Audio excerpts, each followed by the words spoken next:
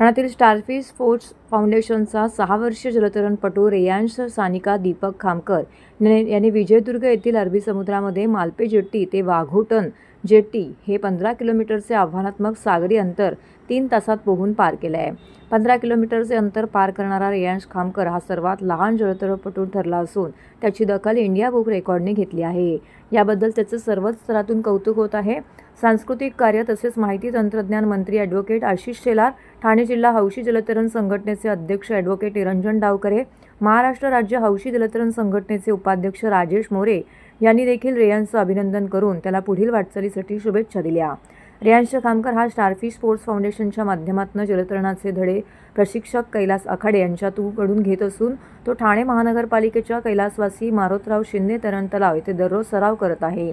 रेयांश ठाण्यातील नौपाडा येथील सरस्वती इंग्रजी माध्यमाच्या शाळेत शिकत असून त्यांच्या या विक्रमाबद्दल त्यांचं शाळेनेही कौतुक केले आहे.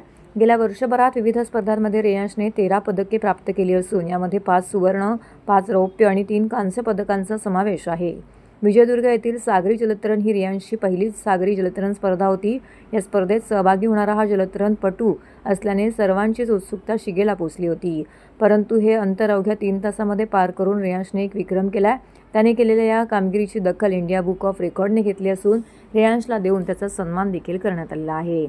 सर्वात लहान रेयांश खामकर या ठाणेकर जलतरणपटूचे सर्वत्र कौतुक होत असून ठाणे महानगरपालिकेचे अतिरिक्त आयुक्त संदीप माळवी, उपायुक्त मीनल पालांडे, तरणतलाव व्यवस्थापक रीमा देवरुखकर, उपव्यवस्थापक रवी काळे यांनी देखील त्याचं कौतुक करून त्याला शुभेच्छा दिल्या आहेत. रेयांश सानिका दीपक खामकर 6 वर्षाचा, प्रॅक्टिस 2 तास 9 ते 11 रात्री आणि सॅटर्डे संडे सकाळी 5 ते 7. कैला छान वाटलं. सर आखाडे सर, पूजा मॅडम आणि मी पालकांना आव्हान करेल की रेयांशकडे आपण लक्ष ठेवा. 6 वर्षाचा मुलगा ठाण्यातला आज जलतरण स्पर्धेत जातो. समुद्र स्पर्धा ही तशी एक हिम्मतवान माणसासाठी एक चॅलेंज आहे. त्या चॅलेंज पार करून हा लहान मुलगा 3 तासामध्ये 15 किलोमीटरचं अंतर पार पाडतो. आत्ताच्या पालकांना की आपण आपल्या मुलांना कुठल्या तरी खेळामध्ये प्रावीण्य मिळवण्यासाठी लहान वयातच सुरुवात करा.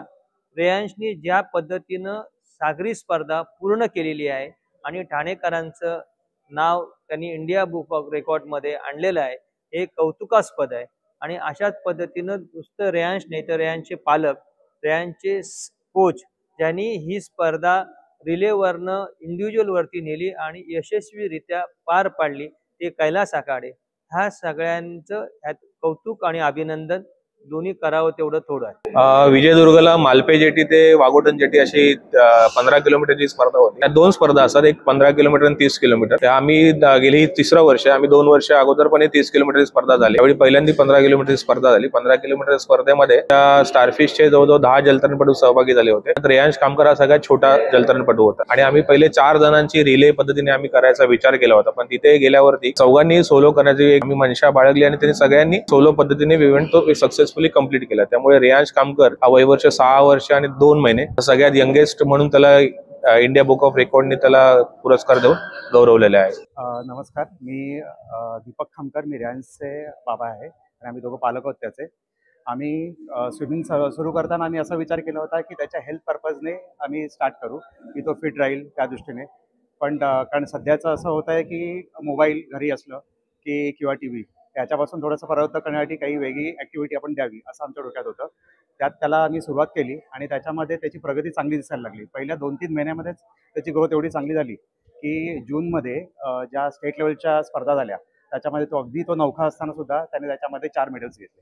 त्यानंतर त्यांचे जे प्रशिक्षक आहेत श्री कैलास आखाडे आणि पूजा मॅडम ह्या दोघांनी असं म्हटलं की आपण अजून त्याला पुढच्या ह्याच्यासाठी ट्राय करूया, थोडंसं त्याची प्रॅक्टिस वाढवूया. त्यामुळे आम्ही जी 1 तासाची प्रॅक्टिस होती ती आम्ही 2 तासावर आम्ही कन्वर्ट केली. मग आणि त्याचबरोबर तो प्रत्येक सॅटर्डे संडे सकाळी 5 ते 7 आम्ही त्याला कळवा फुला पण नेतो. त्यामुळे 4:15 वाजता उठून त्याला नेणं हे पण थोडं आधी सुरुवातीला चॅलेंजिंग होतं, पण त्याने त्याच्यात आवड निर्माण झाल्याने त्याने व्यवस्थित केलं. तसेच ऑगस्ट 2024ला थायलंडमध्ये ज्या एशियन ओपन स्कूल झाल्या, म्हणजे 14 देश आले होते तिथे, याच्यामध्ये पण त्याने रिप्रेझेंट केलं आणि त्यात पण त्याने 2 ब्रॉन्झ आणि 2 सिल्वर मेडल त्याने जिंकले. त्यामध्ये. त्यामुळे आमचा अजून कॉन्फिडन्स झाला की हा त्याच्यामध्ये काहीतरी चांगलं करू शकेल. आणि वेळोवेळी सरांची हे होतंच की आपण त्याची प्रॅक्टिस थोडी अजून वाढवत नेऊया. त्यामुळे तुम्ही थोडंसं आहारावर लक्ष द्या आणि आपण थोडंसं खाणं, त्याची एक्सरसाइज या सगळ्याकडे लक्ष दिलं तर तो अजून चांगला करेल. ह्या 6-7 महिन्यामध्ये आम्ही बाहेरचं खाणं म्हणजे मैद्याचं खाणं किंवा चॉकलेट हे पूर्णपणे त्यांनी बंद केलेलं आहे. आणि आम्ही पूर्ण त्याच्या डाएटवर लक्ष ठेवून आहोत. त्यामुळे प्रोटीन्स, कॅल्शियम हे कसं मेंटेन राहील याच्याकडे लक्ष देतोय. त्यामुळे आत्ता जी काही 25 नोव्हेंबरला ही स्पर्धा झाली सगळी, त्यात रिलेसाठी सरांनी नेलं होतं. पण त्यांचं असं म्हणणं की ही मुलं ऑलरेडी 3.5-4 तास प्रॅक्टिसमध्ये नॉनस्टॉप पोहलेली आहेत. त्यामुळे ते जे काही आहे आत्ताचं अंतर ते शक्यतो ते कंप्लीट करतील. त्यामुळे तुम्ही काही काळजी करू नका. आणि अगदीच काही वाटलंच मुलांना तर ते मुलं हात वर करतील, त्यावेळी आपण वर घेऊ. पण तोपर्यंत ती लोकं मॅक्झिमम पोहलेली असतील. जे काही आपण आधी 3-3 किलोमीटर असं ठरवलं होतं प्रत्येक मुलगा हे पोहेल. पण त्याच्या ह्याच्यात आम्ही ज्या 1 तास बघितला, त्या पहिले 1 तासामध्ये त्याने 4 ते 4.5 किलोमीटर त्याने कव्हर केलेलं होतं. त्यामुळे आमचा आत्मविश्वास हे झाला की हा आता कंप्लीट करू शकेल. काही जसं सरांनी मगाशी सांगितलं 2 ठिकाणी चॅलेंजेस होते की करंट रिव्हर्स होता. त्यामुळे परत पोहताना एका ठिकाणीच तो बराच वेळ होत होता. मग त्यावेळी आणि त्याला दम पण लागला होता. पण देवाच्या कृपेने जे काही होडी चालवणारे होते त्यांनी त्या करंटच्या बाजूने नेऊन त्याचं एक ग्रोथ बरोबर झाली आणि आम्ही 3 तास 10 मिनिटं आणि 6 सेकंदात त्याने ही स्पर्धा यशस्वीरित्या पूर्ण केली.